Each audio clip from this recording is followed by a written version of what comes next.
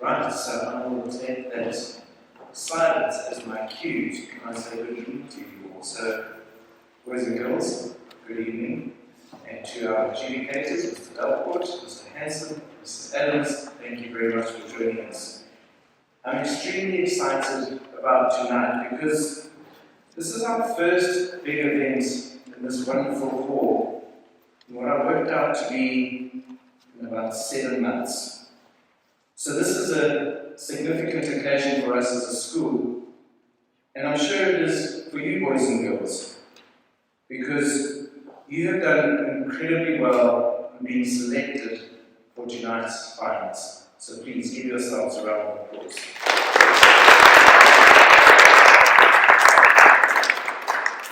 Public speaking certainly calls on many skills and abilities, but it is so much more than just speaking.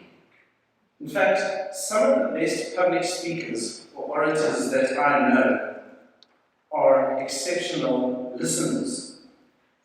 And it is their ability to listen well to others, to the world around them, and to their hearts that gives them the courage to speak well. So I'd like to congratulate you, not only on your ability to deliver a good speech, but for all the other talents and gifts that you have been blessed with and that you'll be sharing with us tonight. Before I hand over to Christopher and Dear, I'd like to ask you to join me in prayer. And let us remember that we're in the holy presence of God. In the name of the Father, and of the Son, and of the Holy Spirit. Amen. Dear Lord, we invite you to be at the centre of tonight's event, an occasion where we are able to celebrate friendship, the privilege of education, the opportunity for learning, and the sharing of your blessings. We give thanks for the gift that is free speech, and we pray for those places where this freedom is denied. And we ask that you help us to use this ability responsibly. Thank you for the children present this evening. May they find courage and strength in you tonight and always. We ask this in your holy name. Mother Bernarda, pray for us. St. John Baptist of Salle, Pray for us. Hail the Holy Cross, Amen. and of Jesus in our hearts. In the name of the Father, and the Son, and the Holy Spirit. Amen. With that, boys and girls, good luck. Christopher, dear, welcome to the front.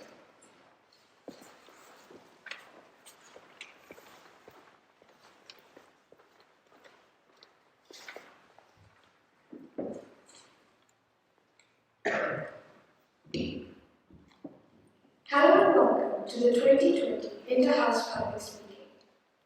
We are gathered under very different circumstances, but I'm sure tonight will be awesome. My name is Christopher, and this is Dia, and we will be your MCs for tonight. We would like to welcome Mr. Hanson, Mr. Delport, and Mrs. Adams, who will be adjudicating tonight. And we would like to thank the English department for organising this event. And thank you to all the parents who will be watching this later. This will be recorded.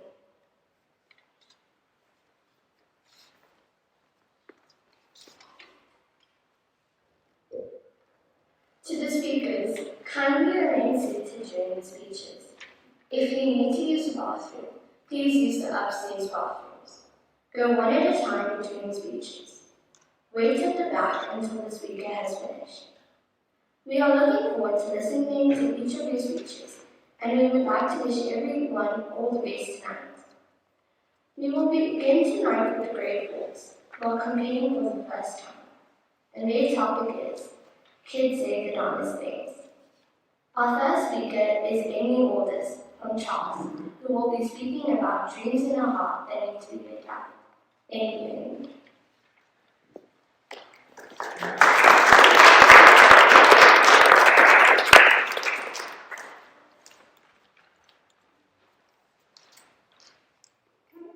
Sorry everybody, I just want to interrupt for 2 minutes. I'm just going to in between each speaker Just run for my down. Okay, so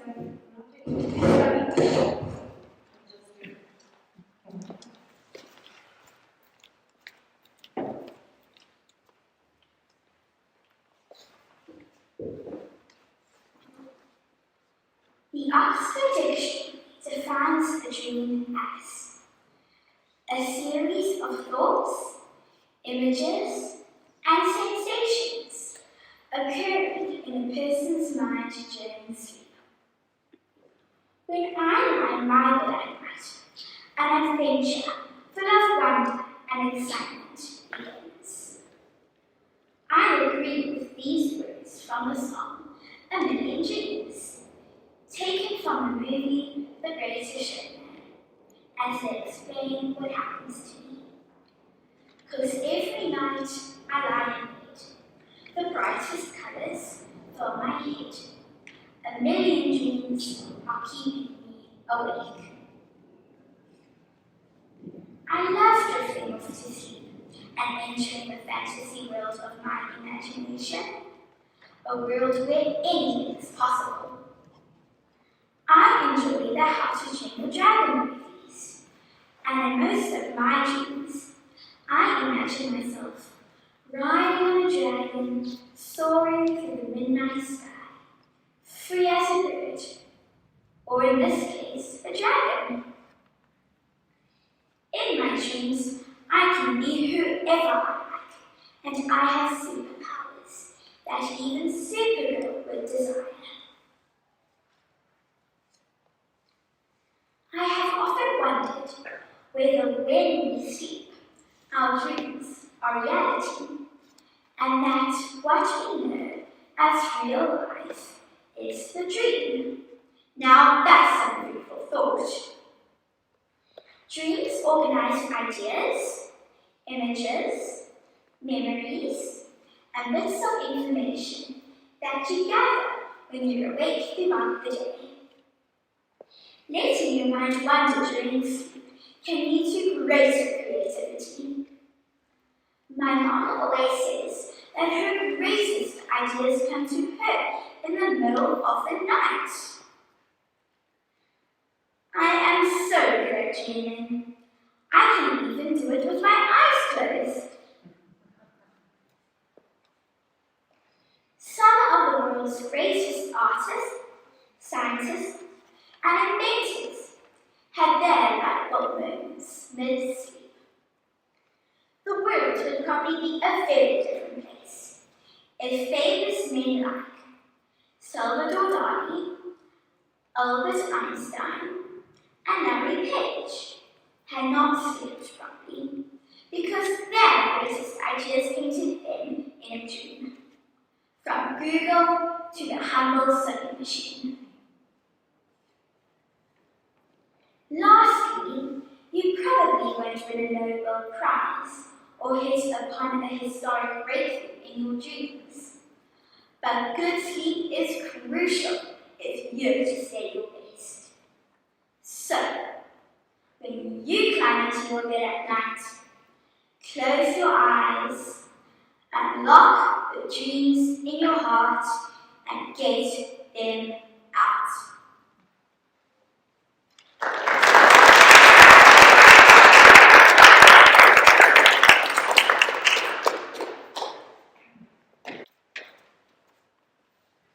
I've always wished I could fly like a dragon, but now I guess I can. Next, we have Ava Christodoulou from the Builders, who wants to be a zebra when she grows up.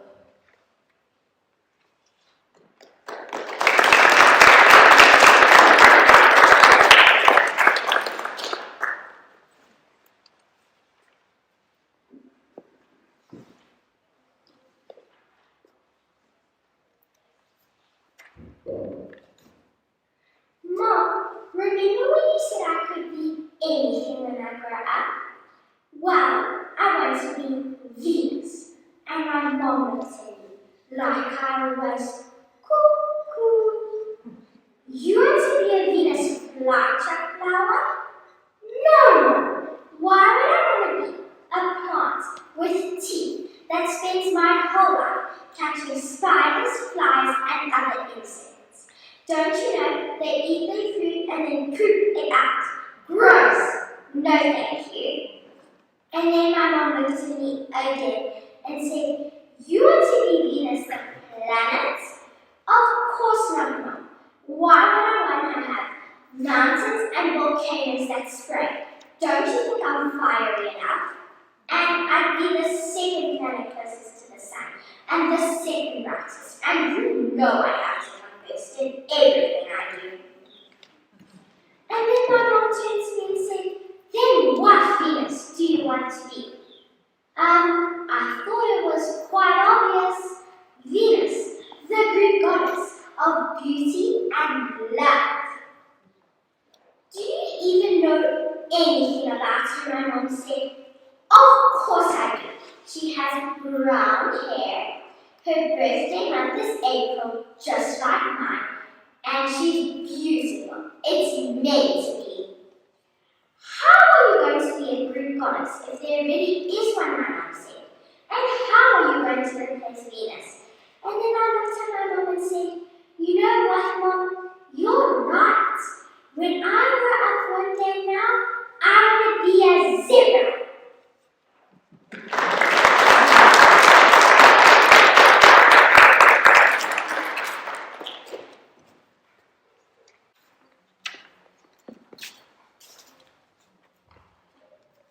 Wow, that was so entertaining. Thank you.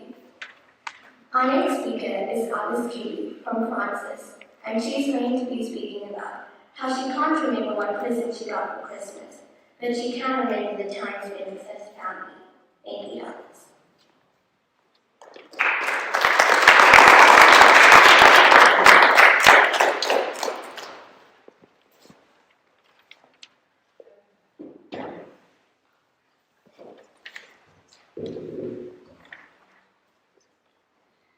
I chose my topic because I wanted to speak about. It doesn't matter how big or small your present is. It doesn't matter if the wrapping paper is shiny and has stars in it. It doesn't matter. Or maybe it has snowmen or Christmas trees on it. It doesn't matter. Now, as a side note, did you know, according to Salle research, in America, Americans spend more than $7 billion each year just on wrapping paper. But they also say an estimated 30 million trees are cut down each year just to make wrapping paper. Now that really is sad. But moving on to one of my favorite series, Harry Potter. In the first book or movie, Harry's spoiled cousin Dudley had his birthday, and he got 36 birthday presents. But he wasn't happy about that, and he hadn't even looked at the wrapping paper or how big the gifts were before he shouted at his parents to go out and buy him 2 more. But when you look at Harry, when Harry came all the way from Hogwarts to the middle of the ocean, just for Harry's 11th birthday, he brought with him the birthday cake, which he had made himself. Harry was grateful and remembered that gift, whereas Dudley was not grateful for his birthday, and he got way more presents than Harry. The best gift around any Christmas tree is the presence of a happy family, all wrapped up in each other, by birds and hills. What else is important is that you spend time with your family. Even playing a simple card game like Uno or Top Trumps. Maybe a board game like Pluto or Monopoly. My family usually pick out songs that we want to listen to and Google them. When I do things like that, I feel like I gain different things from a board game. I learn more about the personalities of the people that I live with. And I learn more about what they like and don't like. That's what matters. But remember, it's not the gift that you unwrap, but the love that went into it. Now, I would like to leave you with this thought by Pope Francis. God will give some someone a gift they are not capable of receiving. If He gives us the gift of Christmas, it is because we all have the ability to understand and receive.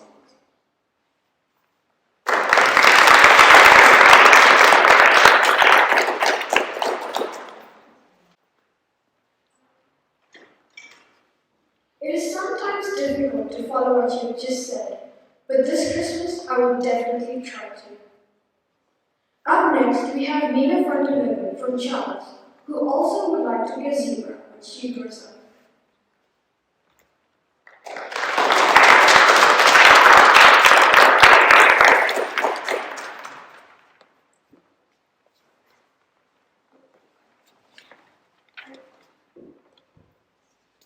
I'm one of those people who likes to ask a lot of questions.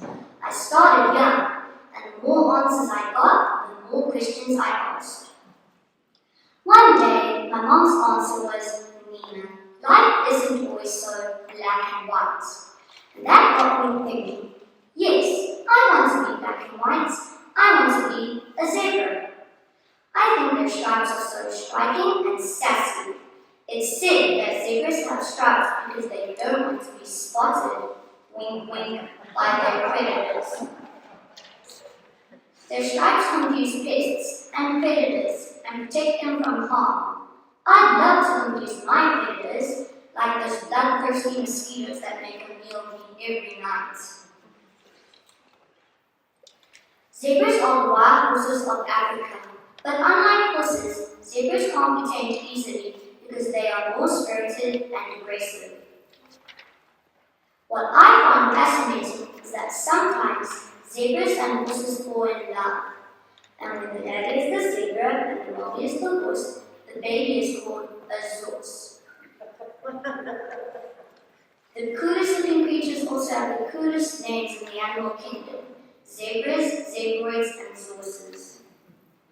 Just as cool is that a group of zebras is called a dazzle.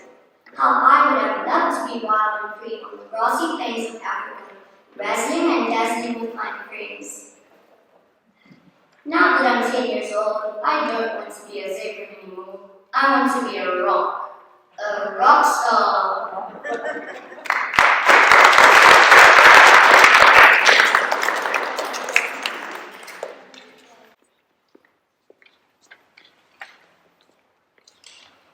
I have never seen a zorse before, but I'm sure they look awesome. Our next speaker is Sophie Lopez from Francis. She will be speaking about what she wants to be when she grows up.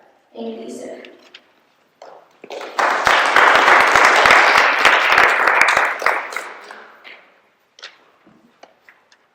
The following scene takes place on the 24th of July, 2013. Mom, remember when you said I could be anything I wanted to when I grew up? Well, I wanted to be a zebra because they're beautiful animals, and the story behind their stripes is fascinating, and they're generally very sweet. But then I did some research on them, and apparently zebras are known to kick each other to death if they get mad at each other. And according to a news article from 1983 in China, a zookeeper was trying to feed a zebra, but it went very wrong because the zebra got mad at the zookeeper, then killed him and dragged him by the neck to the side of a cliff and threw him off. So then I wanted to be an artist because it lets you use your creativity in the best way, and you can make and do anything you want, and I enjoyed it. But then I realized I'd have to pay taxes and be productive all day. So now I want to be a tiger because they can swim really well and they sleep in trees, and let's be real, that sounds really nice. And they're the second most majestic big cats in the world, after the lion. And doesn't that sound nice? A podium of yourself in the middle of the museum. Majestic. And they're nocturnal. So Mom, is there any way that you could turn me into a tiger? Well, honey, I think no matter if you're a tiger, artist, or a zebra, you're still a child, and you should enjoy it while it lasts. Because, as you say, we have to pay taxes and that adult stuff. Okay, Mom, but I still kind of want to be a zebra.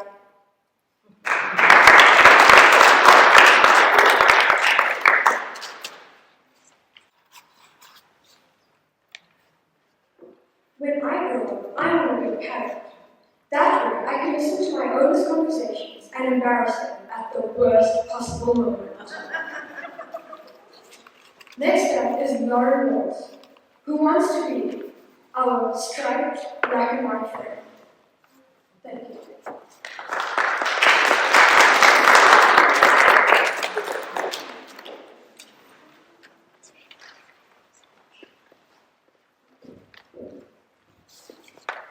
Often children don't understand exactly how it works when choosing on a career.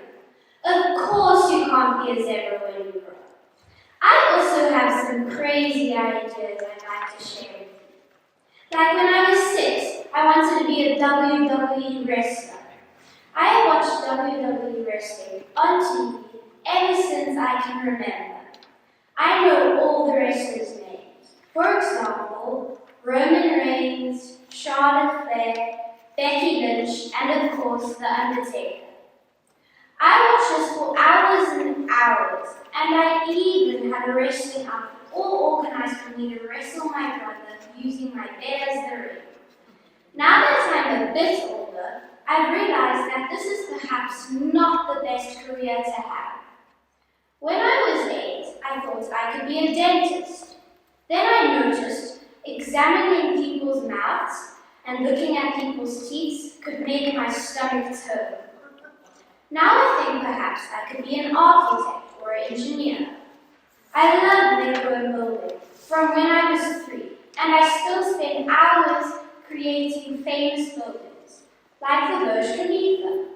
Did you know that the Burj Khalifa is the tallest building in the world? It has 163 stories. I have been up the Burj Khalifa to the 148th story 2 years ago. It's more than 828 meters tall. On the ground it doesn't seem much, but in the sky it's huge. If I had to build something like that, I would have a bit of a problem. I'm afraid of heights. I could probably stick to designing houses. I might go change my mind again. I probably will. Or perhaps I could maybe be a monster car racer.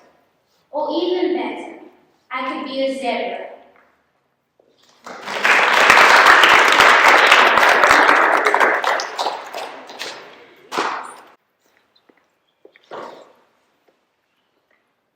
When I grow up, I want to be a dog, because you just get to lay around and eat all day. Up next is Olivia Akins from the Nolders, and she will be speaking about living out a dream in her heart. Thank you.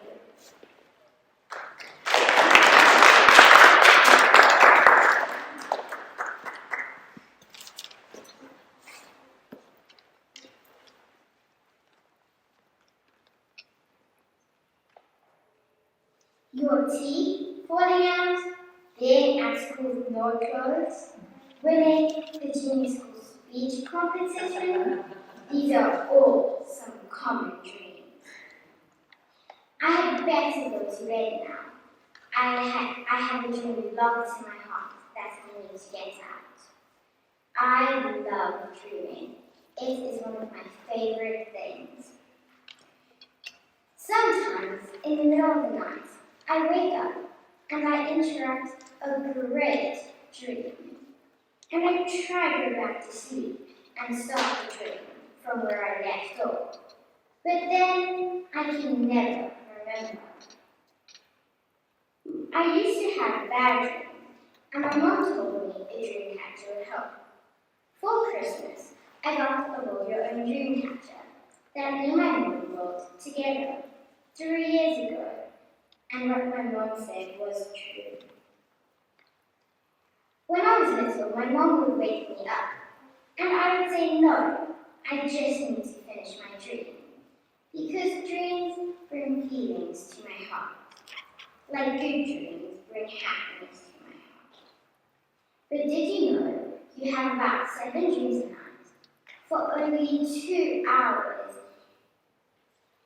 Another interesting fact is Paul McCartney, a member of the Beatles, said he wrote a song called Yesterday in a Dream, and he said it was one of his most perfect compositions. Another interesting fact is that you hardly ever remember your dream, but I have my own dreams.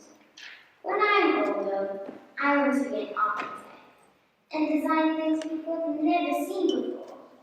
Or I'd even love to be a chef and cook delicious food. But now, I have had the dream locked to my heart that I have gotten out.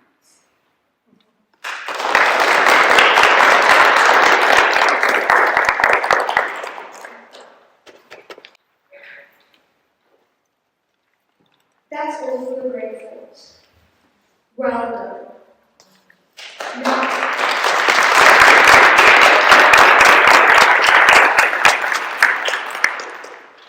we now have the grade 5s, starting with Isabella Peel from Charles House, who will be telling us about interesting and fun sports and games.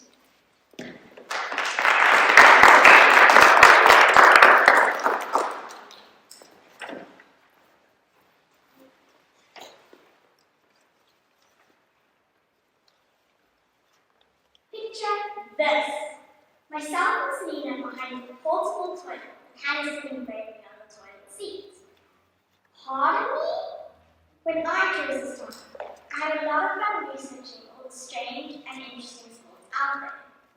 This particular sport is called outhouse racing.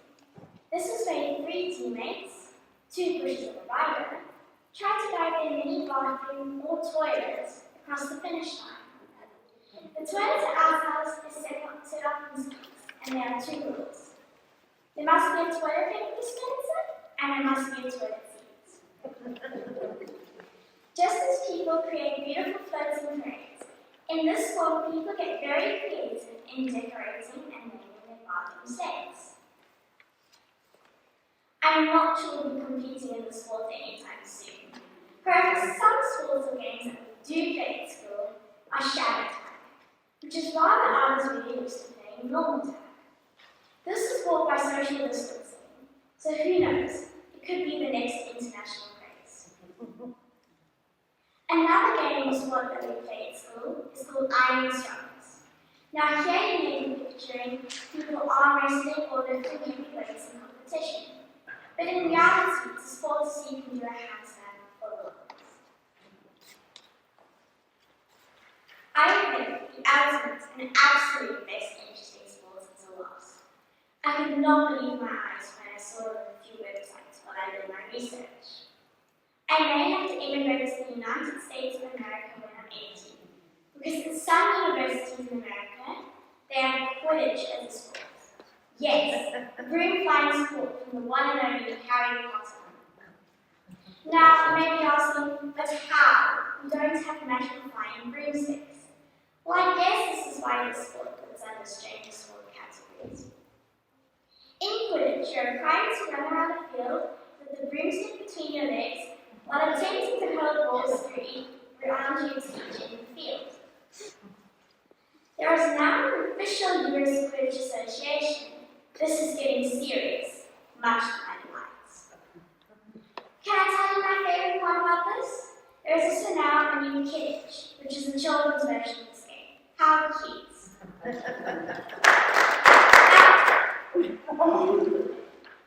So if anyone is keen to set up a Quidditch team with me, meet me after this. But in the meantime, stay safe, stay creative, because it seems like there are a lot of strange and rather interesting sports out there. As they like to say, life is filled with endless opportunities. Seize every opportunity and make it great. I challenge you all to come up with the newest and most creative, interesting sports out there.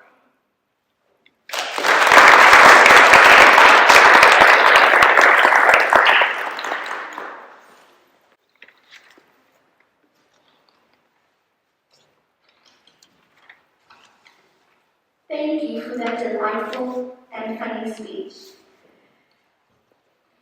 Up next is Isabella Lichi-Hartley from the Northwest. She will be speaking about the best things she has ever learned. Thank you.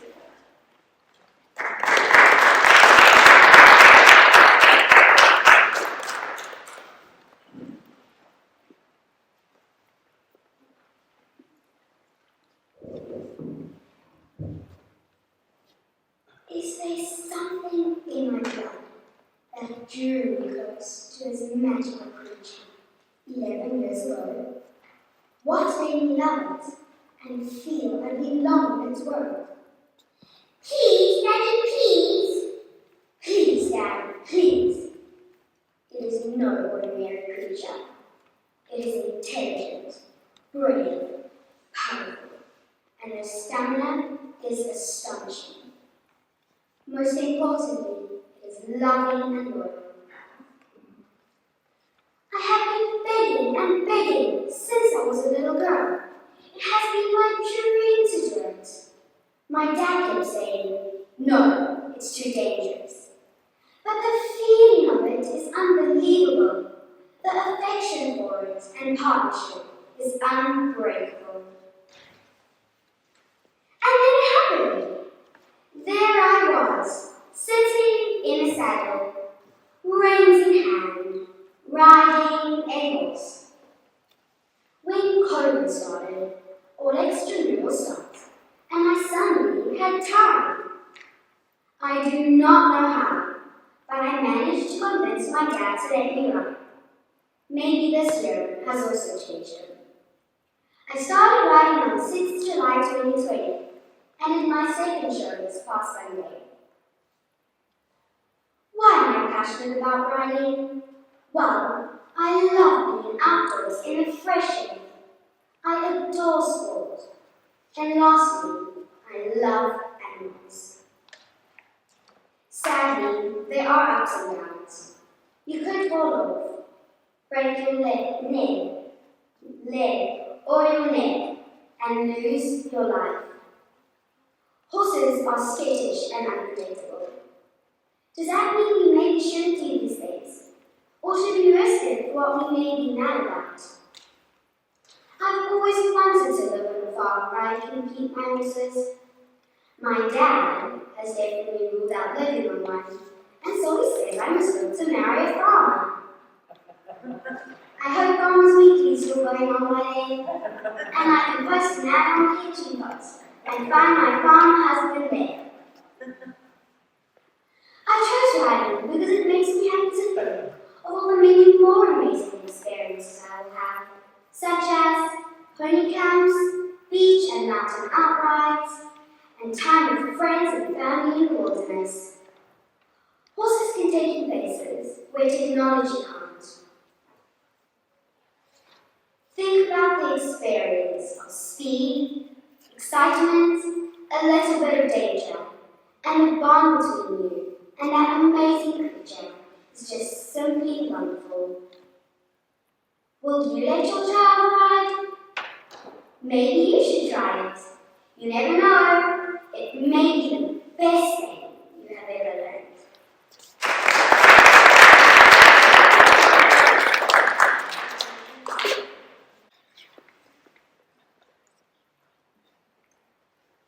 I wish I had the skills to ride a horse. That would be so much fun. Our next speaker is Madison Disney, and she will be talking about strange and interesting games and sports. Thank you.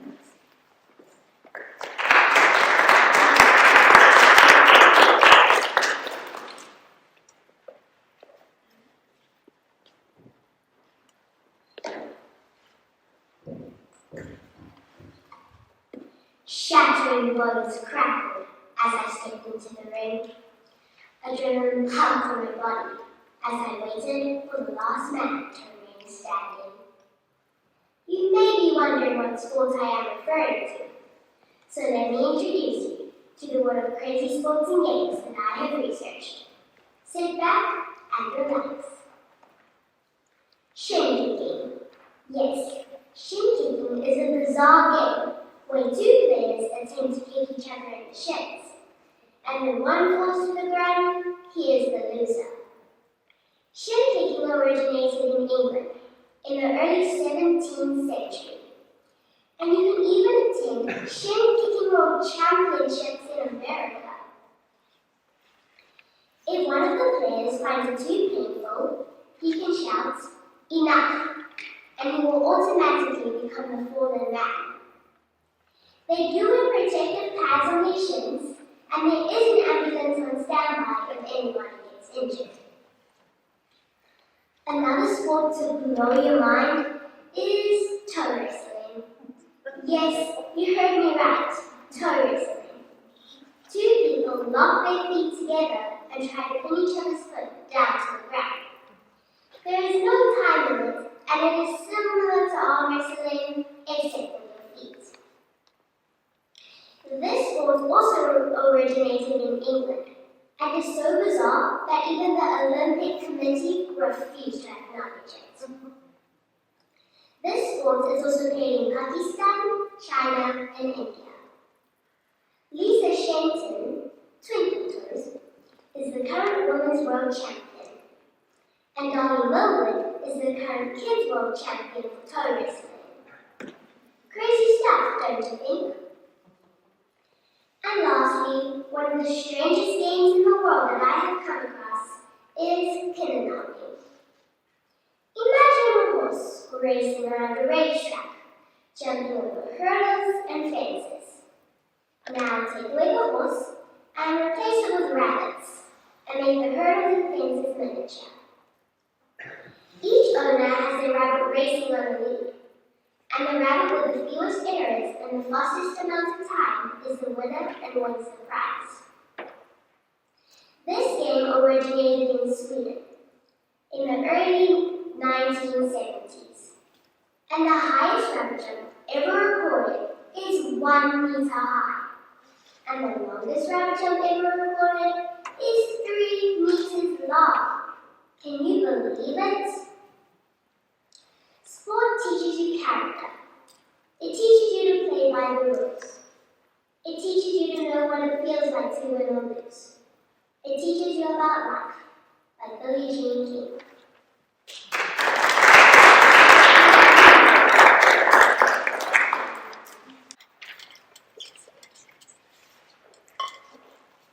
Did you know that in Yugoslavia, there's a game that involves a ball, a yak, and a bowl of milk? Well, there isn't, but wouldn't that be cool? Yeah. Next, we have Hannah Thurman, who is inputting her perspective on whether animal samples should be allowed in popular tourist locations or not.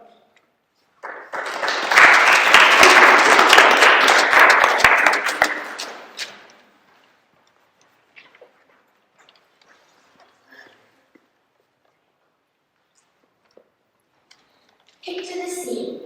It's the August holidays.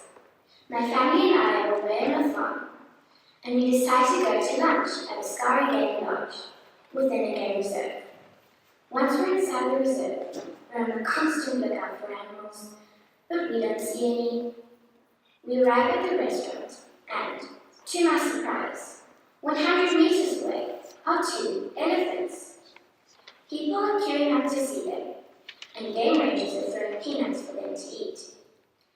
I feel very shocked because a restaurant is the last place you'd expect to see a wild animal. But as I watch the elephants, I can't help feeling that something isn't right. Before I answer the question, should animal selfies be allowed? Let's stop for a quick reality check. Wildlife tourism is very popular all over the world. For example, in Australia, people want to see koalas and kangaroos. In India, people want to see tigers. And in Africa, they want to see lions and zebras. But in some situations, tour operators and tourists take it too far.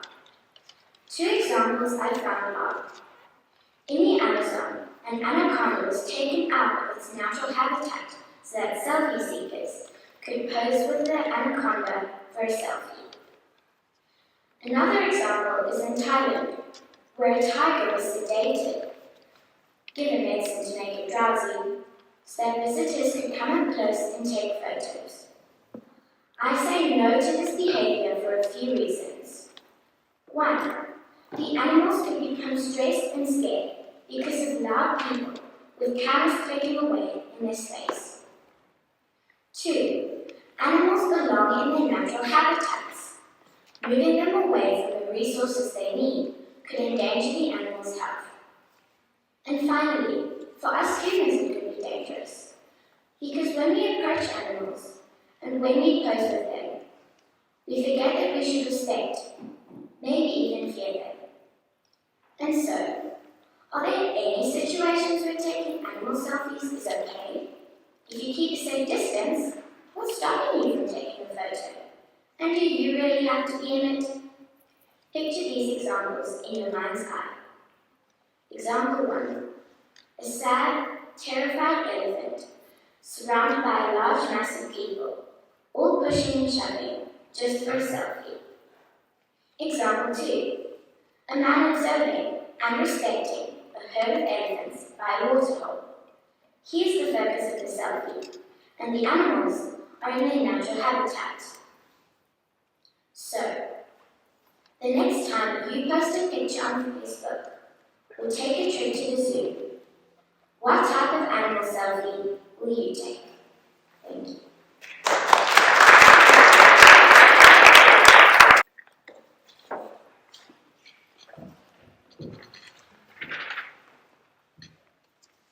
We really should be careful not to take it too far and treat animals badly for our own pleasure. Next up, we have Pedro Diablo from the Netherlands, who's talking about strange and interesting sports and games. Thank you.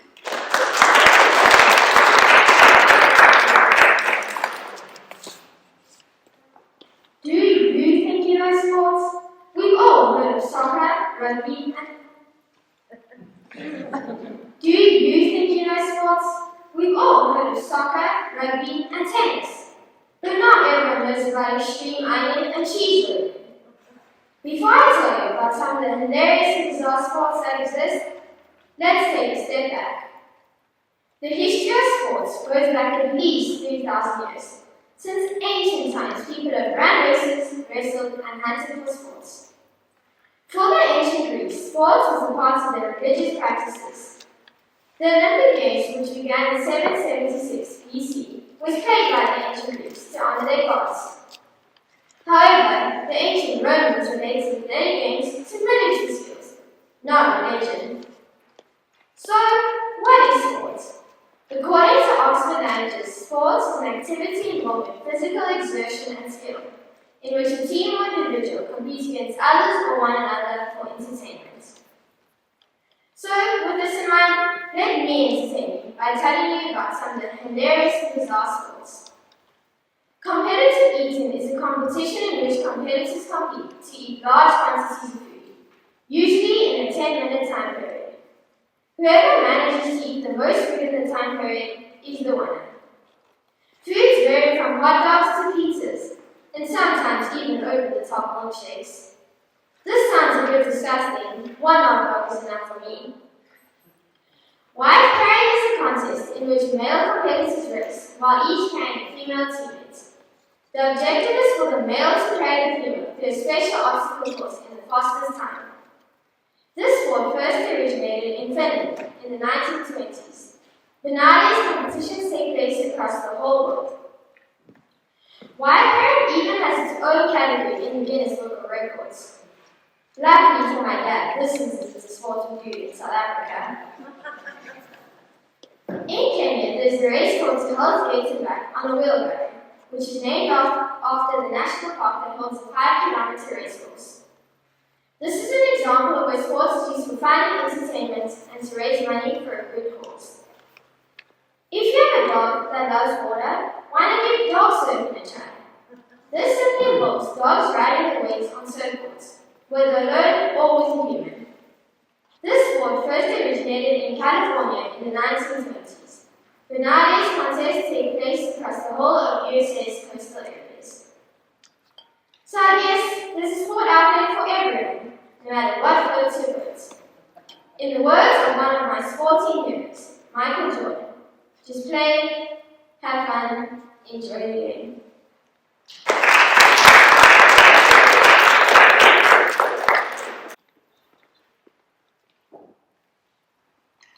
I would be a pro at an eating contest. I can eat anything. Up next, we have Alexander Miller from Francis. He will be speaking about the best thing he has ever done. Thank you.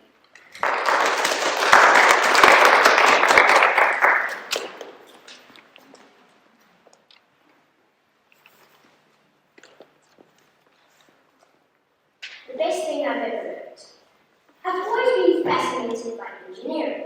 In fact, when I was in grade level R, I dressed up as an engineer for my graduation, dreaming that one day I might design massive skyscrapers, magnificent homes, or even mega bridges. My dreams have changed since then.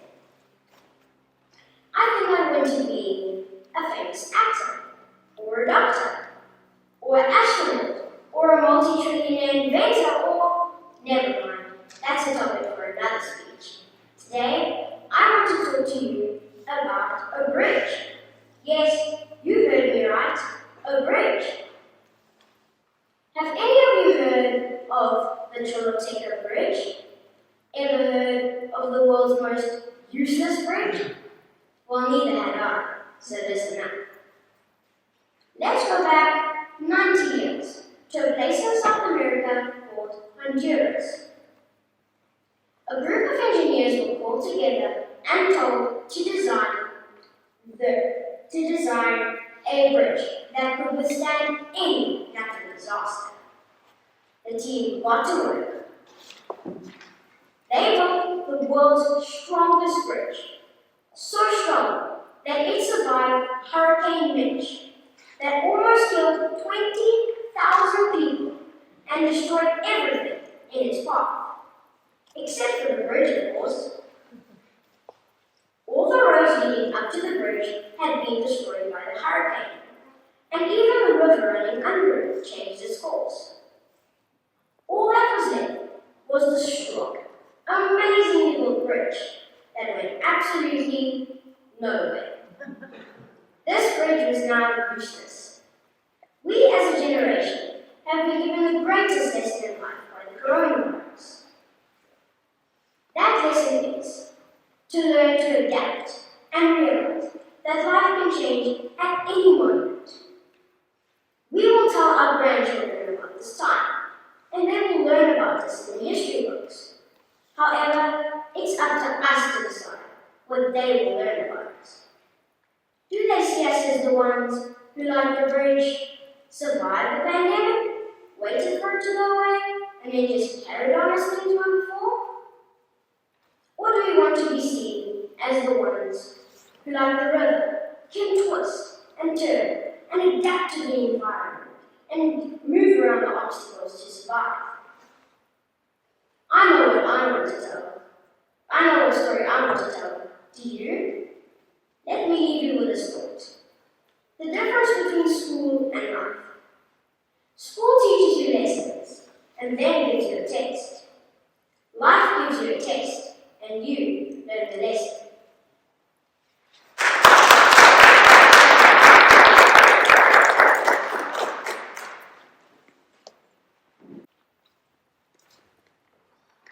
That is an important life lesson that I will try not to forget.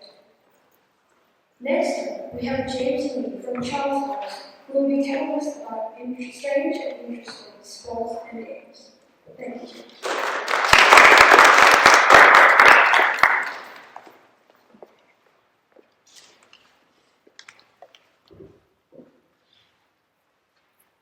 It rolls to my feet. The streets of London fall silent. The builders of St. Paul's Cathedral put their chisels down. My legs swings forward. I boot the severed head of the Danish prince we had just conquered in London. And the crowd goes wild. I have just scored the first goal in England. Sounds gruesome, eh? Maybe even strange. But that was the start of soccer in Britain, the game that is now the world's most loved sport. My topic today is strange sporting games. And boy, I found some interesting stuff.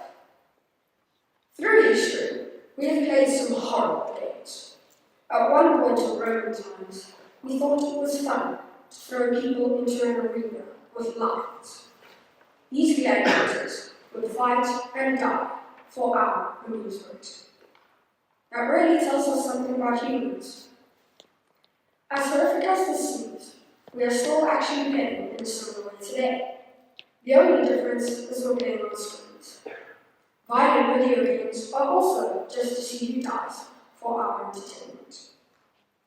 There are some less violent and more wacky sports that people are physically playing today too.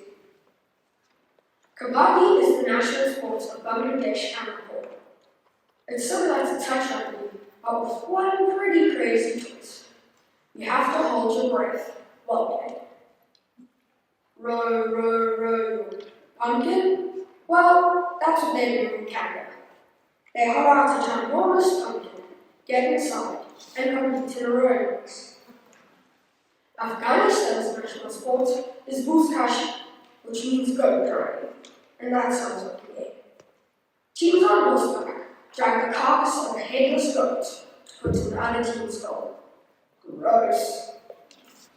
Since the 15th century, the people of Gloucester, England, have been rolling wheels of double Gloucester cheese down the hill. It can go so fast, it has been known to cause serious injury, so watch the cheese.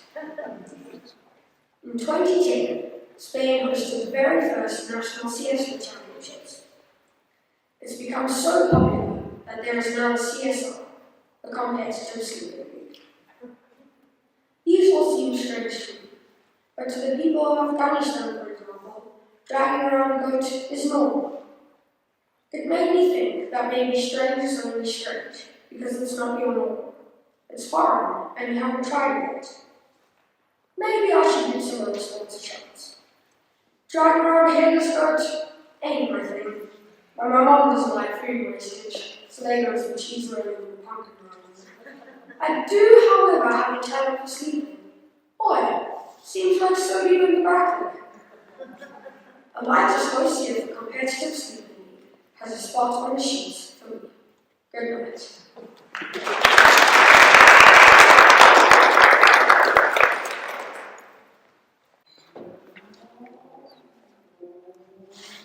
Thank you very much for those wonderful speeches.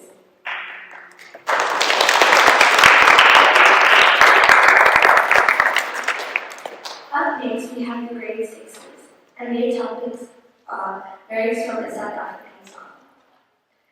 Our first speaker is Travis Walker from Francis. The lyrics he has chosen is from the song Waka Waka by Shakira and Christina. Thank you, Travis.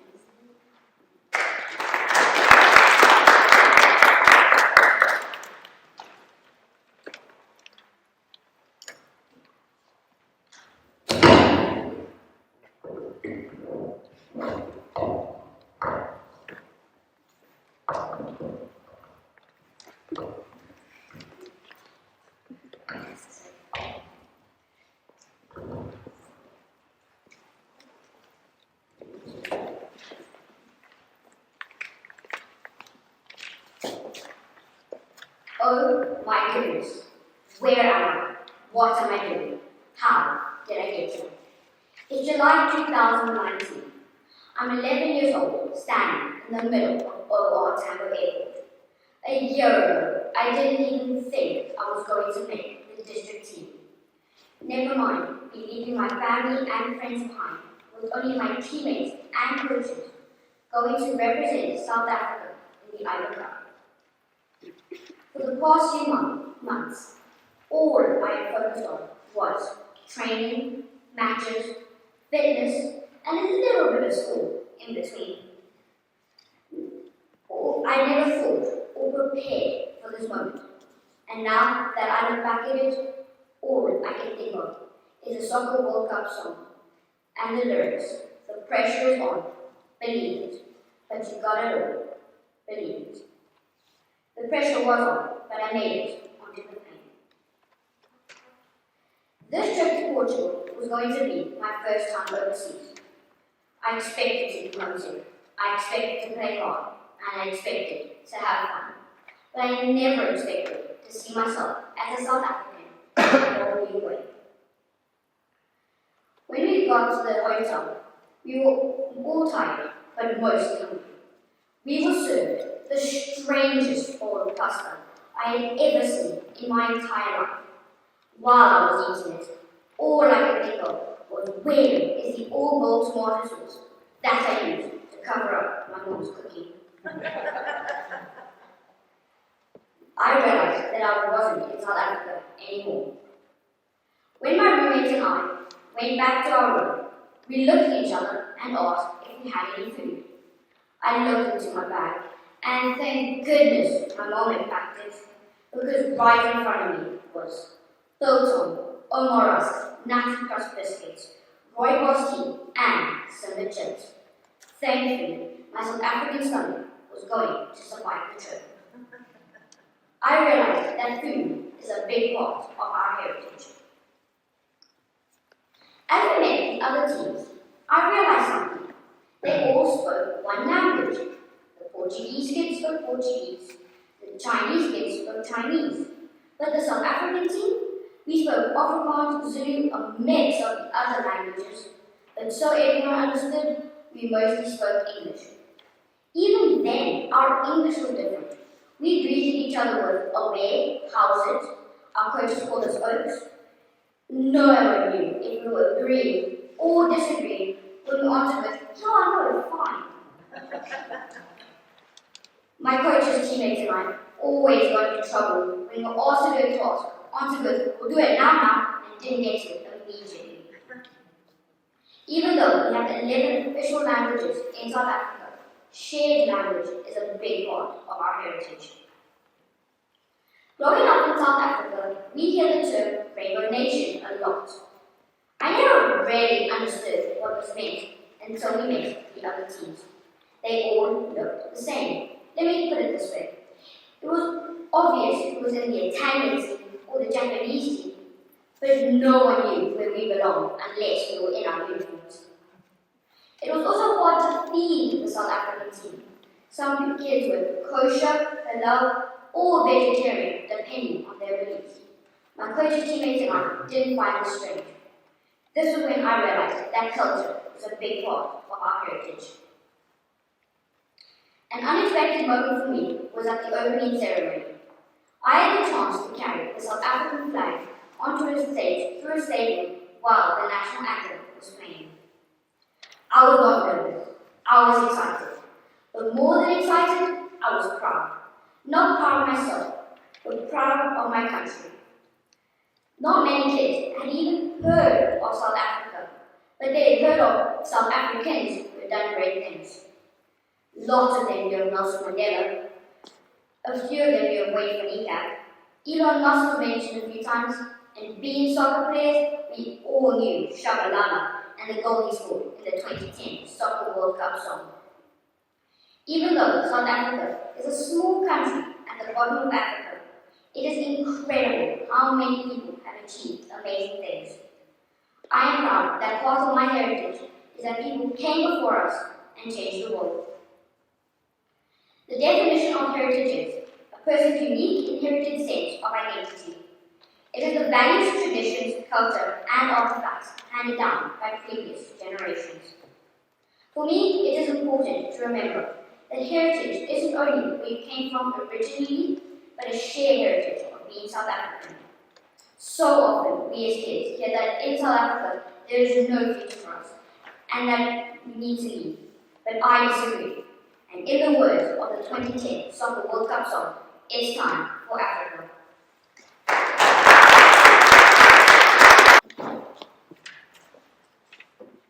I agree. A meal's not a meal without all gold tomato sauce.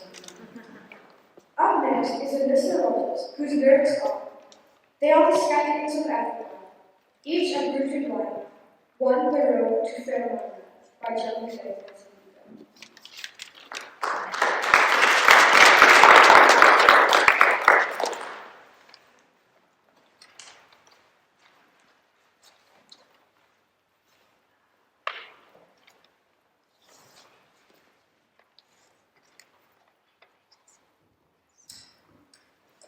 They are the scatterings of Africa, each uprooted one on the road to Pelamanga.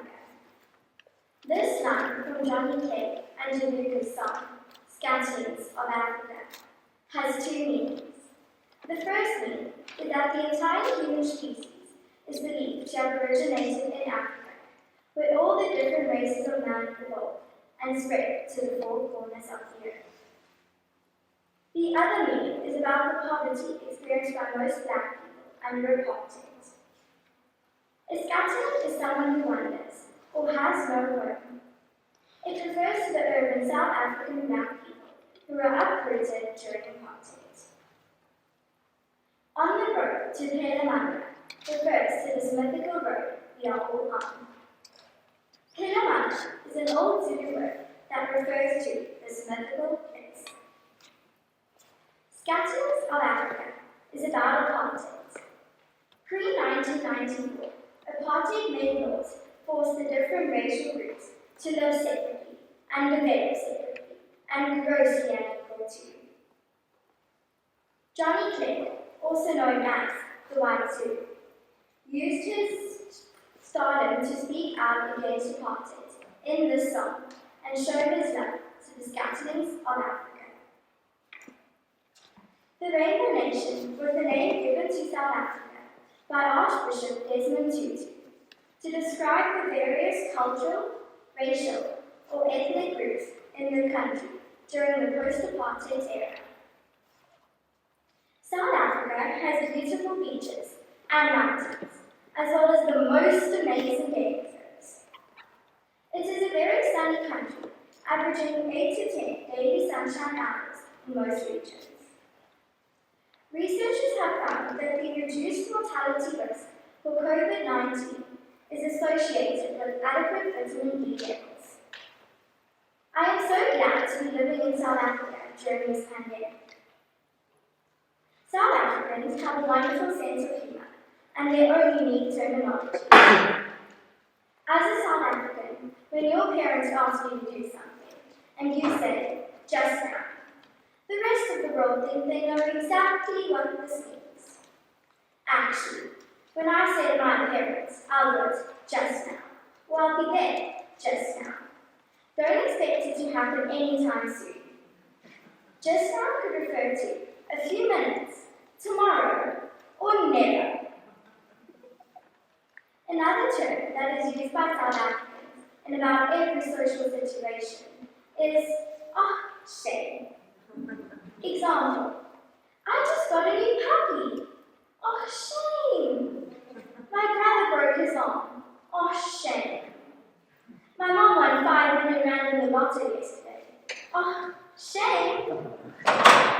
No matter what color we are, we all need to live in peace and harmony in our beautiful country. In the words of Nelson Mandela, no one is born hating another person because of the color of his skin, or his background, or his religion.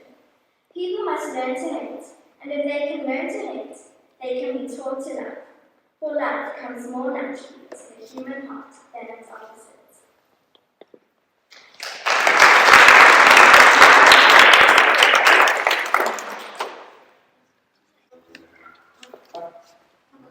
Shame. Bless her soul. Up next is David Lucas Kahana from the Interhouse. His lyrics are, You Can Sing and Dance and Laugh and Feel, Gemini, by P.J. Powers.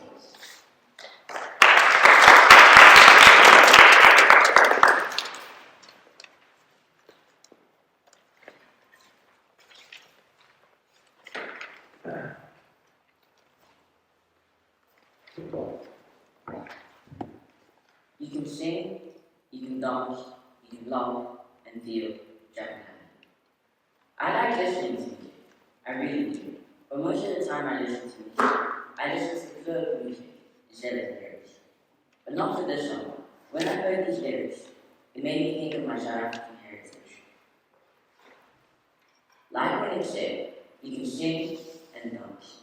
I immediately thought of grade 4 when I went to Soweto and we arrived at the Interhouse Street. We were welcomed by a group of people, singing and dancing. These people didn't care about what people thought of it, and I thought that was really cool. I also remember when I went to my wedding in 2015 with my father. I remember nothing but good vibes all around. There were people singing, there were people dancing, there were people laughing. It was amazing. Now I know people sing and dance all over the world, but not the same way as our South Africans do. Another phrase that stood out for me was laugh and feel Jabulani. Jabulani is translated to happiness and joy. South Africa has been through lots of tough times over the years, but we've always managed to find happiness in it all. We found happiness when Mandela was released after 27 years in prison. We found happiness in 1995 when South Africa won their first Rugby World Cup. We found happiness in South Africa when we hosted the Cricket World Cup in 2003. We found happiness in 2010 when we hosted the FIFA World Cup. And we found happiness once again last year when we won the Rugby World Cup for the third time. And I know this year hasn't been the greatest year for obvious reasons that I don't want to mention, because I know we're all sick of hearing it. But once again, we managed to find happiness through the Jerusalem Challenge, which has made its way across the world. All in all, I'm happy to say that I've been born and raised in South Africa for many different reasons.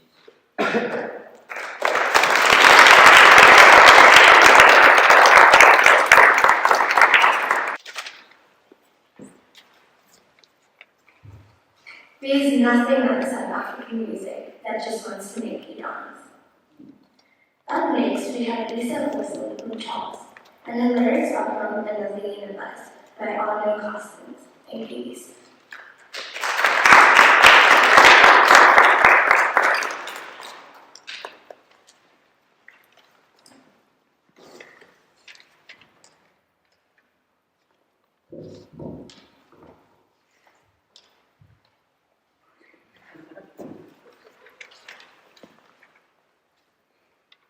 You create your own universe as you go along. The stronger your imagination, the more varied your universe. When you leave off dreaming, the universe ceases to exist. This is a very powerful quote by Winston Churchill. But what does it really mean? Well, Winston Churchill is most famous for leading the British through World War II, and my understanding of his quote is to use your imagination. The more you use it, the more exciting your own universe will become.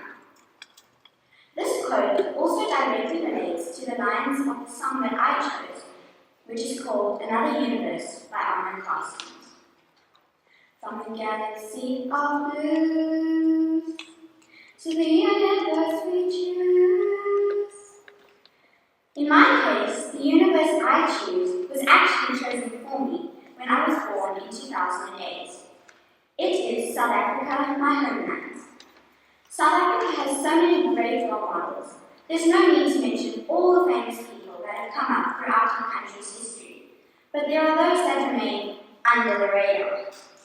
Here are two of these everyday heroes that inspire me to do what I love. First is Anthea Moyes. Her main interests lie in a diverse stream of performance and contemporary art. I love arts and acting, so Anthea is a great role model for me. She's an amazing person who loves learning new things and is a wonderful example who tells us to never give up. Like Richard Dunwell says, don't follow your dreams, chase them. My second hero is Andy Peterson. He was inspired by J.R.R. Tolkien's Lord of the Rings and wrote his own fantasy novel about a young boy called Daniel, whose whole life changes in a few hours. This novel, Daniel Fox and the Jester's Legacy, was published when Andy was just 16 in 2009. But back to our own universe. In 2018, my family took a road trip, and our friends from the UK reminded us that South Africa is a universe all on its own. Just for a moment, take a trip with me. From the Drakensberg Mountains to the beaches on the coast. From the city life of Johannesburg to visiting animals in the bush. There are forests in Nature's Valley, deserts in the Karoo, the wetlands, the Blyde River Canyon in Mpumalanga, the Orange River with the Aquarius Falls. It's almost as if South Africa is several countries in one. This is our South African universe. With so many beautiful places in our country, we really do have a lot to be grateful for. I feel that in this awesome universe, with its unknown heroes as inspiration and its wonderful destinations, I have no excuse but to succeed. So, I hope, like many of you, that I can make an impact in my home country. Every goal can be achieved in any universe. Just remember to dream. We are South Africans, and we are stronger together. No matter how big or small, anyone can make a change. So, what are you waiting for?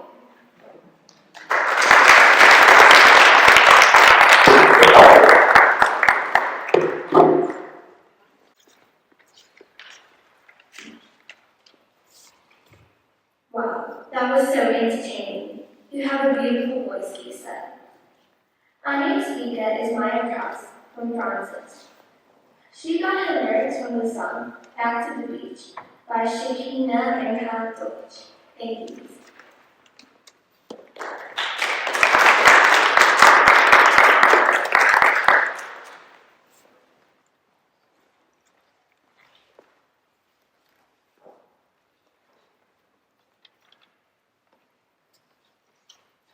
Take me back to the beach, 'cause the city don't feel good enough. This is the mantra of all of us, while waiting for the school term to finally come to an end. As long as the first lines of the song, Back to the Beach, by Shakina and Karl Deutsch.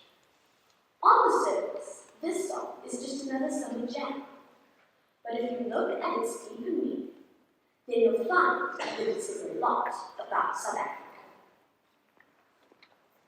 Literally, this song is talking about someone who wants to get away from the hustle and bustle of city life and back to a simple seaside existence. But if you take a closer look, then you find a motivational song to inspire South Africans living in other countries across the world. If you take the beach to be the whole of South Africa, and the city to be whatever country these South Africans have ended up in, then you realize that this song's message is to take you back to the shores, they say, and bring South Africans living elsewhere back home. This reminds me of a quote: "Where your treasure is, there will your heart also be."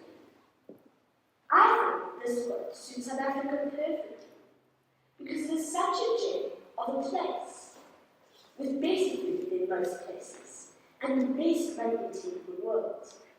Not to mention 100 different tourist attractions that bring people from across the globe to South Africa every year.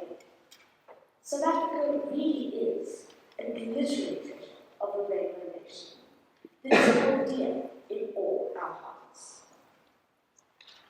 Between Table Mountain in Cape Town and Limpopo and Mpumalanga's Kruger Park, you're almost not sure which way to drive by the time the holiday rolls around. This year, my friend chose to take a trip up to Hazy, and with all that natural beauty around me, I didn't want to think about coming back home. I'm glad that I did, however, because I was able to see how unique and important our cultural diversity is to South Africa. As my family was leaving Hazy on Heritage Day, we saw a woman dressed in the dazzling clothes of her heritage. And when my family went up the car with her to tell her how beautiful she looked, for one moment I could almost see her radiant smile from behind her mask. We saw many other people dressed in the beautiful clothes of their heritage, and my dad says that he wishes he got the chance to celebrate the wonderful holiday that is Heritage Day in New Zealand, where he grew up. This made me realize how lucky I am to call South Africa my home. This may not be the case for much longer, however, because in 1, 2, or maybe 3 years, I might have to move to New Zealand. And although you will never be more than 30 minutes away from the beach at any time, I am not happy about going there. When I do, I will have to leave everything and everyone that I love behind. It was as I sat there contemplating this that I realized how powerful back to the beach is in my life. It will always bring me back here, and although it will make my heart long for the sun, it will give me the courage to keep going wherever I am, and take me back to the beach anytime I need it to.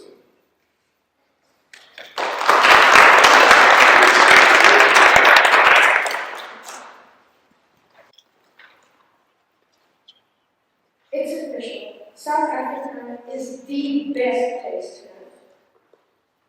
Next we have Cameron Shepherd from Benilde's. I'm sitting on the top of Kilimanjaro.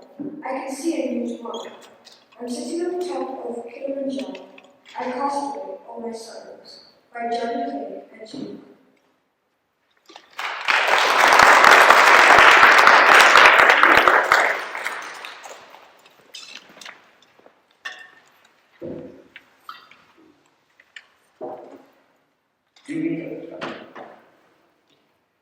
Do we hope?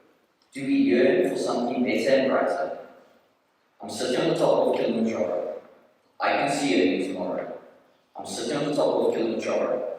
I cast away all my sorrows. Kilimanjaro by Johnny Clegg is a song about hope. Much of Johnny Clegg's music was written in the 1980s. This includes Kilimanjaro. The 1980s were a dark time in South Africa, and Kilimanjaro is a light-hearted song which is about hoping for a better future. To me, Kilimanjaro and the lines which I've chosen are as relevant today as they were when they were first written. We're all going through tough times in South Africa, and it's difficult to remain positive. Load shedding, corruption, and crime seem to be never ending. On top of all of this, the corona pandemic has descended upon us, and it seems like an unwelcome guest is here to stay. For me, my whole year has been disrupted. I haven't been able to do what I'm used to.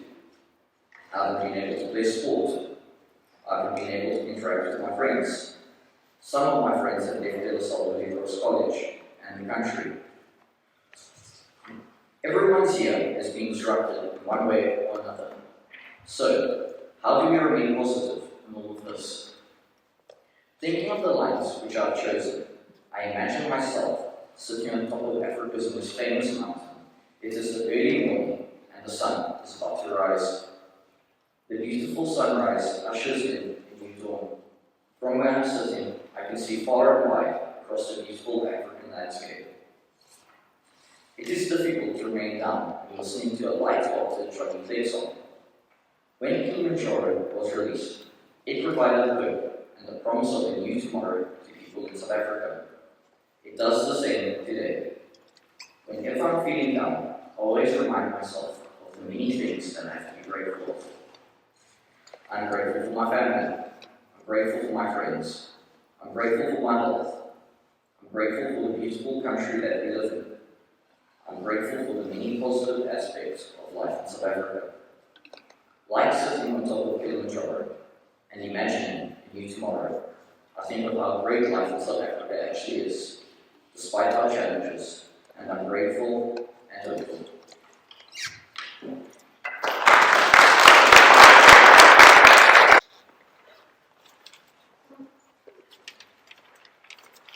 The song is very relevant to now, and we should always be grateful.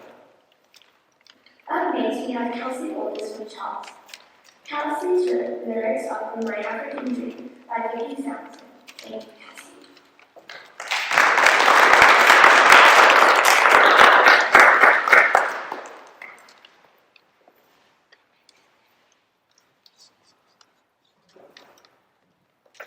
When I very much loved South African Northern Empire, traveled across the seas last year to participate in one of the world's biggest talent shows, America's Got Talent. They blew the judges and the audience away with their breathtaking performance of Vicki Sampson's My African Dream. Before their performance, Simon Cowell asked them what their song was about.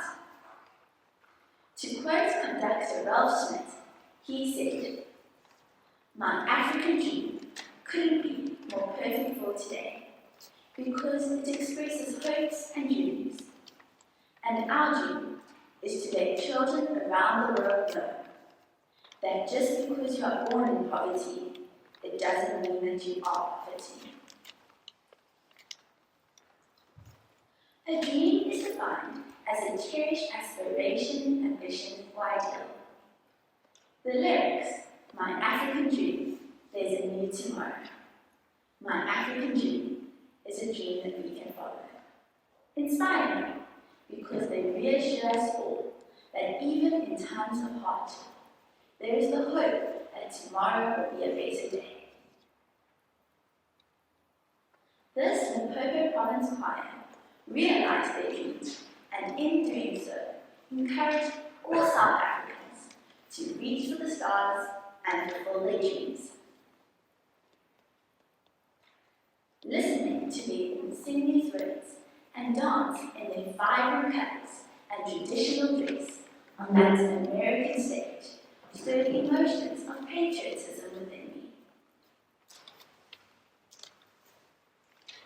When I heard Simon say, "You, I'm going to remember," I felt so proud to be a South African, and I realized how much I love our beautiful land. I agree with him because Africa has that ability to leave a lasting impression, although lately not always for the right reasons. Ubuzwe Ubuntu Betu is a Zulu phrase meaning the cultural heritage of our nation. South Africa is like a cultural mixing pot.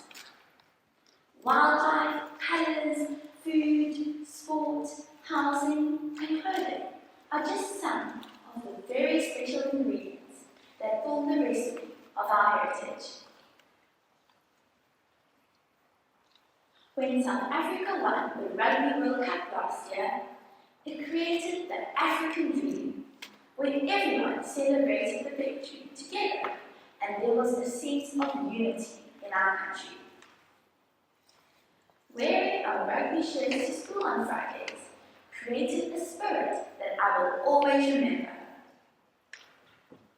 In the build-up to the final, watching all the games with friends, eating biltong and having a braai afterwards became a tradition.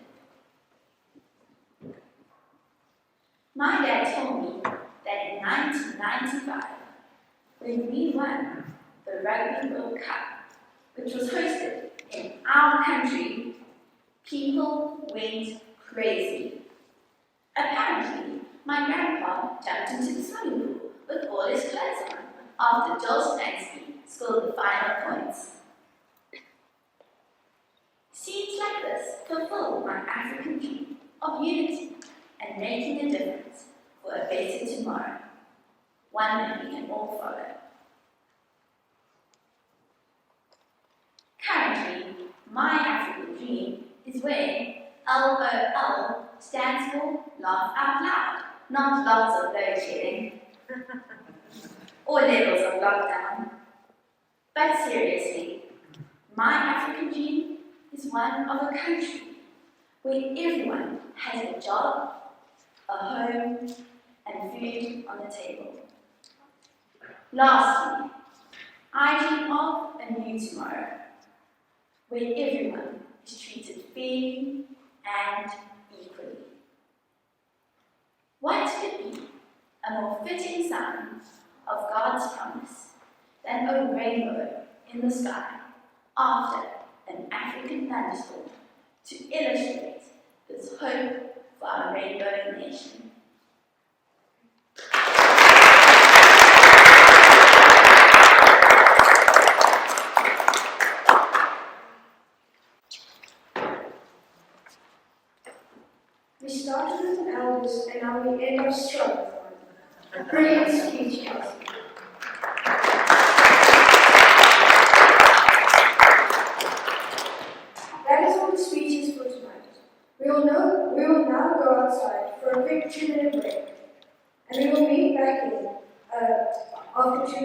education. Please remember social distance. I would now like to welcome Mr. Delco to the front for education.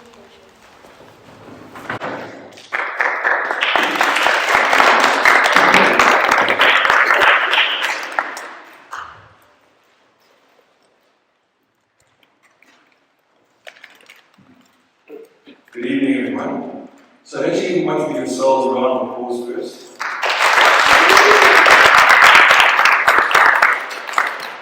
So I always like to start off with a joke. Would you like to hear it? Yeah. What do you call a pig that does karate? Tell me. A pork chop. Very good. Can you hear it? So, our second question tonight is, who's nervous? Who wasn't nervous? And who's lying to themselves about being nervous? And you know what, boys and girls, at the end of the day, it's actually okay to be nervous. But the secret to public speaking and being nervous is that nobody needs to know that you're nervous. Makes sense? So, I've got a little bit of feedback for you. With your cue cards, it's quite important when it comes to public speaking to actually have cue cards on you. Even if you've just got one little piece of paper in front of you, it's fantastic that you can memorize these speeches. It's wonderful. But if you get a little bit lost, it's a good idea just to have a little cue card just to help you guide yourselves along the way. Okay. Remember to keep your cue card somewhere in the middle, not too far up so that you can't see the words, and not too far down so you miss what you say. Remember, when you're doing public speaking, it's like a river that flows. And as you speak, as the river flows, so should your speech. If you forget something, or a line, or what you're going to say, just like the river, go with the flow. Like I said to you, nobody knows at least know that you've missed something, except for you.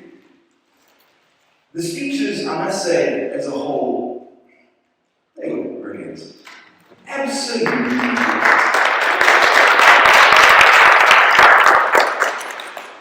And this is the fourth year that I've been lucky enough to adjudicate your speeches, and every single year they just seem to get better and better. They really do. And keep in mind that you should enjoy doing public speaking. It's sometimes a little bit sad for us as English teachers to stand up here and there's a face like this. Does it look like I'm having fun? So remember to can you all smile and see your best smiles? There you go. So you can smile. And like I said, enjoy doing your presentation and enjoy doing your speech. You know, one of the most amazing things for me in the feedback that I can give you tonight is that COVID-19 was mentioned only once. Isn't that amazing? Nobody got up here and did a speech about COVID. And that's really wonderful. Because it's lovely to see the passion, dedication, determination in you. And that you don't have to keep thinking about COVID or the horrible things that are going on around the world. Because you, young boys and girls, you are soccer players, engineers, horse riders, everything in between, even to an extent, for some reason, a zebra. And isn't that great? I do want to give you a little bit of advice. Take it from an old English teacher. Try and look around you. Don't stare at one person. I know when you're young, your English teacher says, find one person and stare at them. But can I tell you something? It gets a bit creepy. Especially if you're the person who is being scared. So take it in, take it all in. Have a look at everybody. Okay? Don't just stare at one person. Alright? And avoid moving your body. I'm doing that right now, and that's not a good thing. The more you move your body, the less you're actually focusing on your speech. Okay? So what you need to remember is to keep your body still. Just move your neck around just a little bit. Okay? You're not here to do a dance. And before I end off, I want to tell you guys something. You are truly talented, tenacious, terrific translators of the English language. And we cannot wait to have you, hopefully, across the road in the next few years. So please, promise me, boys and girls, that you won't lose your passion for English and for public speaking. Can you promise me that? Good. Thank you very much to our MCs, you guys are fantastic. And I do want to just mention this. Dear Chris, thank you very much, you guys are really wonderful. But I do think we must extend a vote of thanks to all English teachers.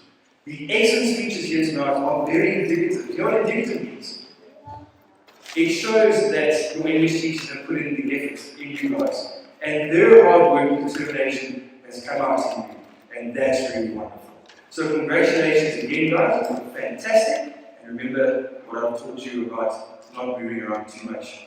Don't make strange eye contact for too long. And remember to enjoy and have fun. Well done, guys. That was brilliant. Good stuff.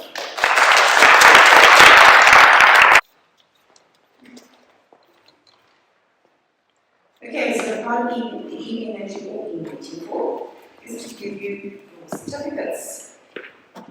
We'll start with the grade 4, so if you would like to just come up and receive. And I'm very happy to say that every single one of you tonight has achieved a gold award. So that is over 80%. So well done, everyone.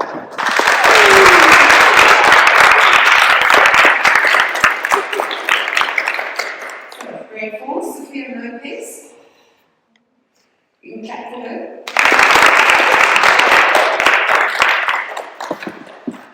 Alice Keeley.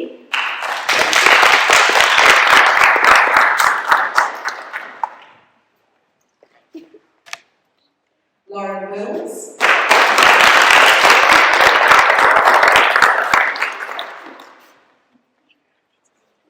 Nina van der Bringen.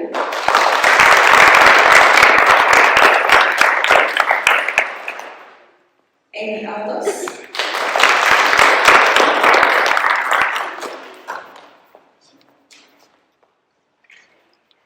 Olivia Akers.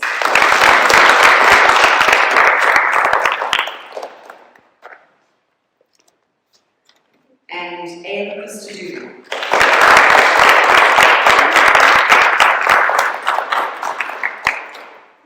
Well done, grade 4s. We look forward to seeing you again in the years to come. It's a pleasure. Grade 5s here in the middle. Isabella Mitchell Hartley. Sorry, guys, I'm not going to Pedro de Abreu.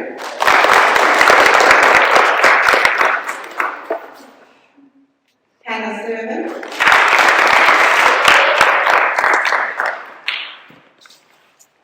James Heaney.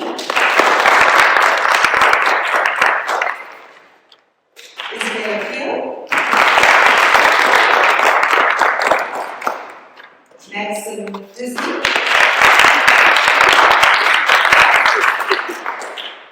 Alessandro Menelo. Well done, grade 5s. Grade 6s. David Nicholas Kamba. Melissa Rogers.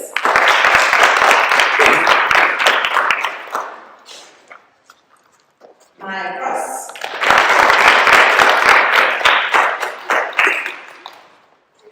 Lisa Hawthorne.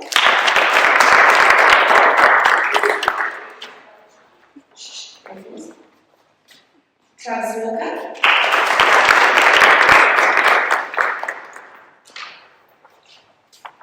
Cameron Schaefer.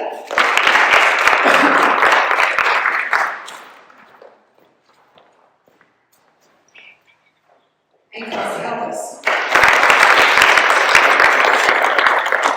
And there are two people who very eagerly accepted the positions of Masters of Ceremony for tonight, and I'm not sure if they'll ever take that on again, but guys, you were exceptional. Please give them a round of applause.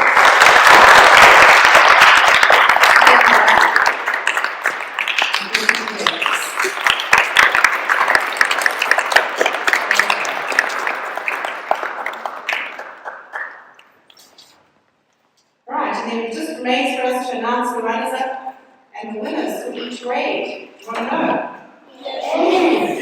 So grade 4s, your runner-up for this evening is Olivia Akers. And the grade 4 winner for this evening is Nina van der Bringen.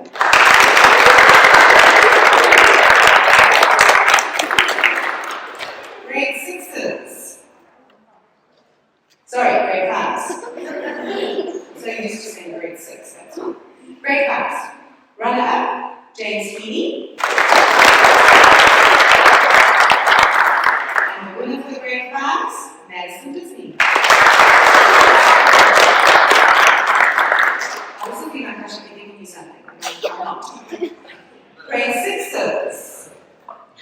Your runner-up for this evening is Lisa Hawthorne. And the winner for tonight for grade 6s is Maya Cross.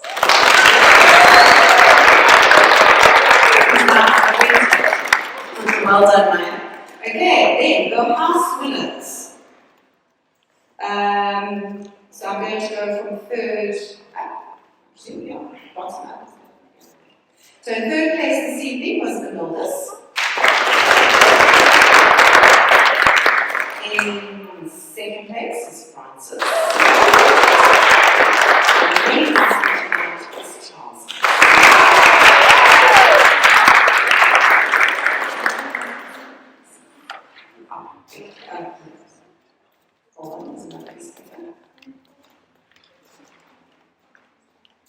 So, to award the trophies on the table, who's going to do this? Okay, Mrs. Bill's going to come out. So, for the juniors, that's a combination of the grade 4s and 5s. The junior runner-up this evening was James Healy. And the winner this evening is Madison Disney.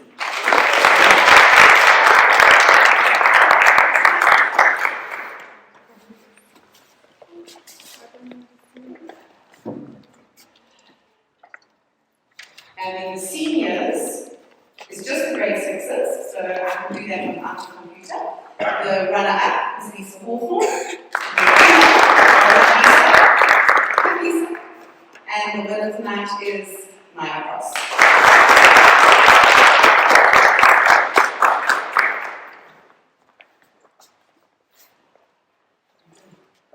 Dear and Chris. Congratulations to all our speakers this evening. Thank you to the adjudicators for their time, and thank you to the parents who will be watching the recording. A reminder to everyone to keep their distance and wear their masks while they wait to be collected. Now we call upon Mrs. Goebel to close tonight's meeting.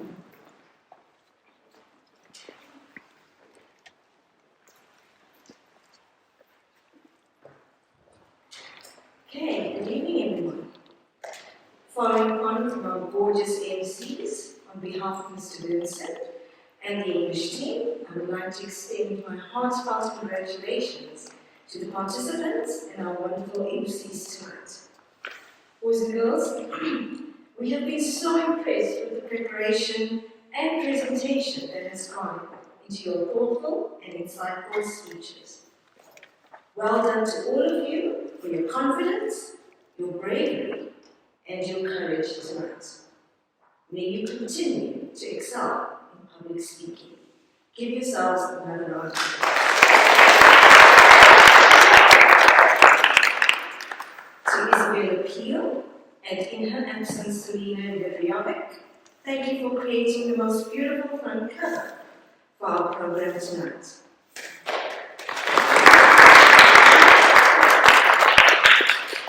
Then to our educational rockstar adjudicators this evening, Mrs. Adams, Mr. Delport, and Mr. Hanson.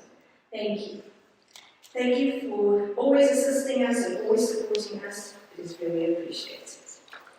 Then a big shout out to our AV team, Matt, Caitlin, and Garrett Duffy. Thank you for all your help tonight.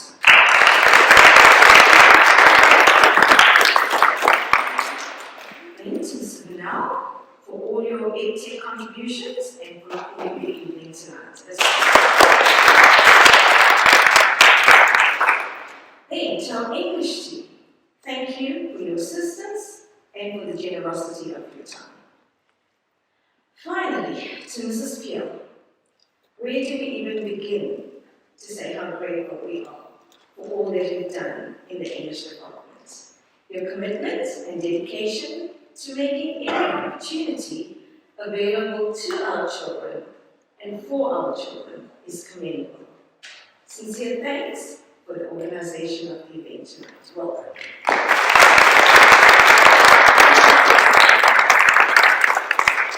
In closing, as we make our journey home, if I could ask you all to bow your heads, please. let us remember that we are in the holy presence of God. In the name of the Father, the Son, and the Holy Spirit. Dear Lord, as we close our Interhouse public speaking event, we want to give honor to you. We thank you for all that has been accomplished here tonight. May you continue to bless our children with hope and courage. Bless each person who took the time to gather here and lay your hand of protection on them. Mother Bernarda, Pray for us. St. John Baptiste de la Salle, Pray for us. Hail Holy Cross, Pray for us.